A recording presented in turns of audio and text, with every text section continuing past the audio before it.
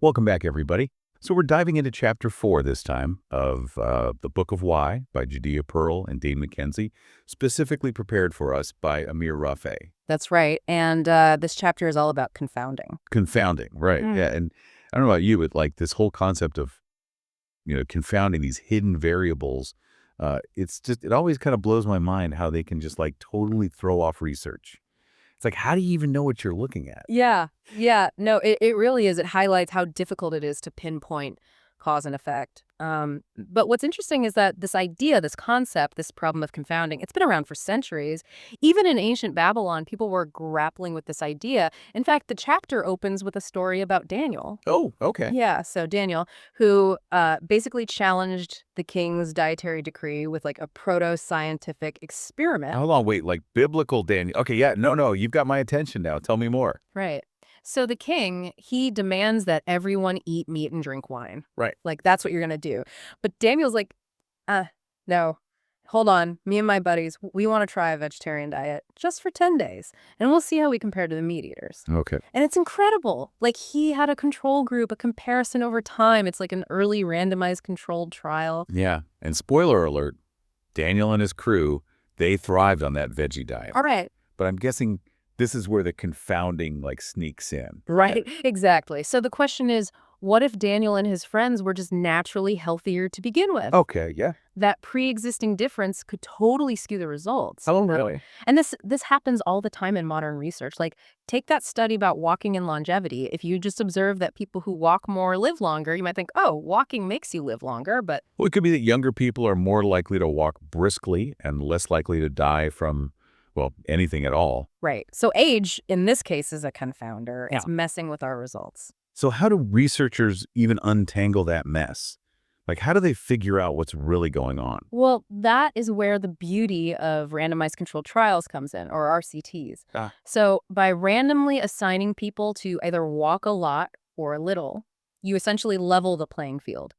Any differences in longevity then are more likely due to the walking itself and not some hidden variable like age.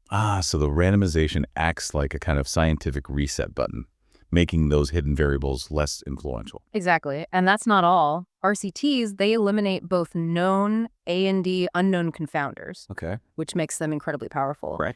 And then to add yet another layer of protection, researchers use something called blinding, Blinding. Okay. where neither the researchers nor the participants know who is getting the real treatment and who's getting a placebo. Okay, yeah, that makes sense. So it's kind of like a scientific taste test, right? Keeps everyone's expectations in check so they don't accidentally influence the results.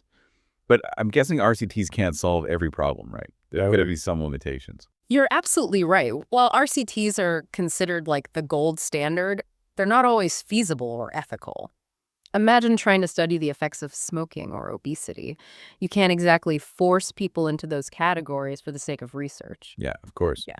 So what happens then? Do we just throw our hands up and say, well, we'll never know the true cause and effect? Not at all. That's where the causal revolution, which this book is all about, really comes in. Okay. It arms us with a set of tools to tackle confounding, even in observational studies, where we're just observing what people are already doing. Right. And one of the most powerful tools is the backdoor criterion. Okay, backdoor criterion. That sounds kind of mysterious, but definitely interesting. What is that?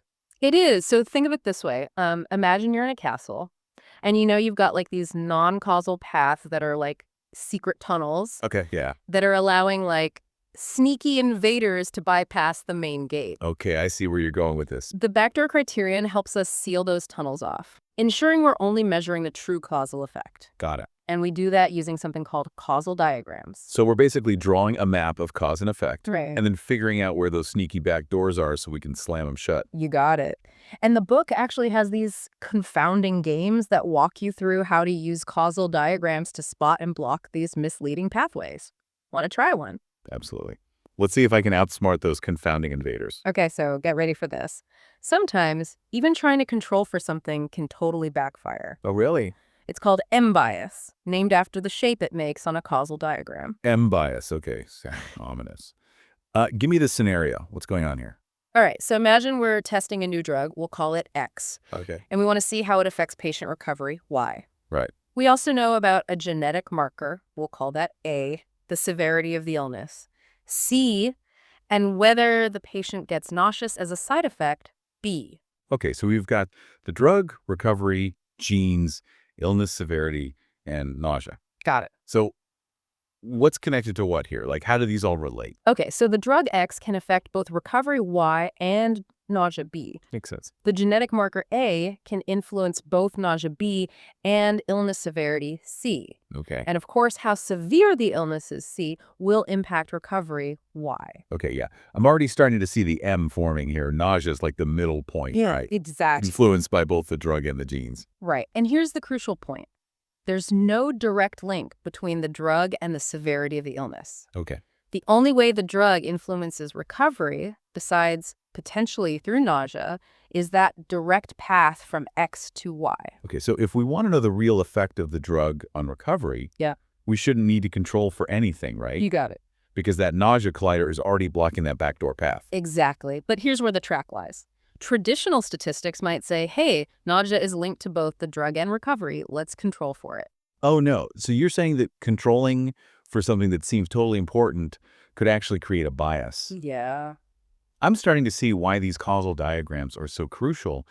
They really help us visualize these tricky relationships. Absolutely. Because if we control for nausea, we actually open up that backdoor path that was perfectly blocked before. Right. We create a fake correlation between the drug and recovery that isn't really there. Oh, wow. That is so sneaky. M bias, where trying to be clever actually messes us up. So we want to leave nausea alone in this case.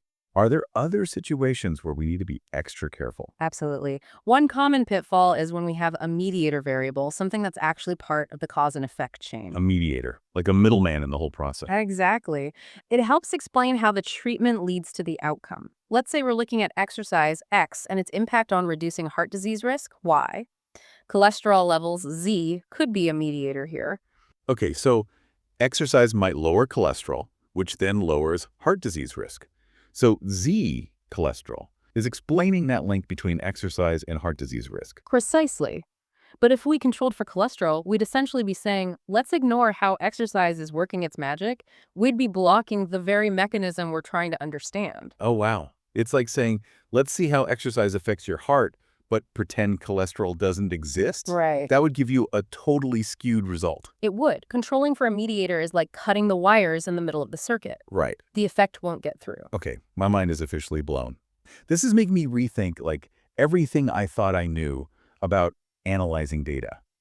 It's not just about correlations, it's about understanding the why behind them and using these causal tools to guide us. That's the essence of the causal revolution. It's about moving beyond just what is happening and delving into the why, even in these like really messy real-world situations. This is seriously eye-opening. But one last question about these confounding games. The book has these like beautiful diagrams, but in real life, isn't it much harder to know what those causal connections actually are? That's a great point. In practice, building these diagrams takes a combination of like expertise, observation, and even a bit of educated guessing. It's an ongoing process. So it's like a detective case, right? Yeah, We use all the clues to build the most likely picture of cause and effect. exactly. And as we learn more, we refine our model. Right. But even imperfect models using the backdoor criterion are a lot more powerful than relying on traditional statistics alone. This whole conversation has been a game changer. It's like I've leveled up my thinking skills. But before we wrap up, what are some real-world places where these ideas are making a difference? Like, how is this causal revolution actually impacting things out in the real world? That's the exciting part. It's not just theory, it's having a real impact across many fields. And that's what we're going to explore in the final part of our discussion.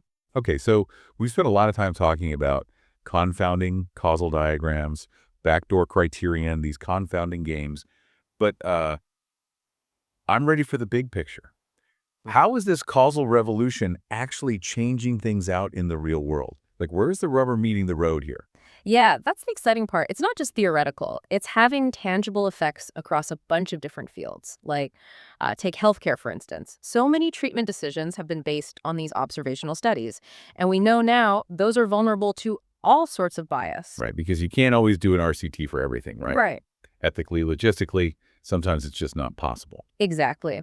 But with the tools of the causal revolution, we can re-examine those studies, those observational studies, with a much more critical eye. Okay. We can identify potential confounders and adjust for them using techniques like the backdoor criterion, and that leads to much more reliable conclusions about which treatments actually work. So we're potentially improving healthcare decisions based on a deeper, more causal understanding of the data. That's huge. It really is. And it goes way beyond healthcare. Think about economics. Economists are constantly trying to figure out these cause and effect relationships between policies and economic outcomes. Like, do tax cuts actually boost economic growth? Does raising the minimum wage lead to job losses? Yeah, these are like massive questions Yeah. with very real consequences. And I can only imagine how difficult it is to isolate true cause and effect in those scenarios. It's incredibly complex, and economists have relied heavily on these statistical models, but those models often struggle to really disentangle those intricate causal relationships. But now, armed with causal diagrams and techniques like the do calculus, which we could spend a whole nother episode talking about, Yeah. they can approach those questions with more rigor, more precision. So the causal revolution is giving economists this new arsenal to tackle these economic puzzles Mm. and potentially inform better policy decisions. Yeah. Are there other fields that are kind of being revolutionized by this causal way of thinking? Oh, absolutely. The social sciences, political science, education, even artificial intelligence. Anywhere we're trying to understand cause and effect, these tools are relevant. And as more researchers adopt these methods, we're going to see a pretty significant shift, I think, in how research is done, how decisions are made across the board. Yeah, it feels like we're at the start of like a whole new era of scientific understanding. This whole conversation has really like completely changed how I think about interpreting research and how I think about approaching problems, even in my own work. That's the power of it. It's not just about changing how we do research, it's about changing how we think. It's about embracing that causal mindset, questioning assumptions and constantly seeking a deeper understanding of the world. This has been honestly like one of the most thought-provoking discussions we've had in a while. I'm walking away with new tools and like just a renewed sense of curiosity about the power of causal reasoning. Me too. And I hope our listeners are feeling the same way. So, with this new understanding of confounding and deconfounding, how might you reinterpret some of the research findings you see, whether it's in the news or in your work or even in your personal life? That is such a great question to ponder. It makes me think of that line from the book, "The age of confusion over confounding has come to an end." I love that. It really captures the essence of the causal revolution. It's about clarity, rigor, and a deeper, more meaningful understanding of these causal connections that just they shape our world. Well said. And to all of our listeners out there, if you're intrigued by this whole idea of the causal revolution, definitely check out The Book of Why by Judea Pearl and Dana McKenzie. It's a fascinating book and surprisingly accessible. It's a great journey into the power of causal reasoning. Absolutely. And who knows, maybe this conversation sparks something in you. Maybe you'll be the one making the next groundbreaking discoveries in this exciting field. What a thought. And on that note, we'll wrap up this exploration of Chapter 4 of The Book of Why. Until next time, keep asking why and keep exploring that incredible world of cause and effect.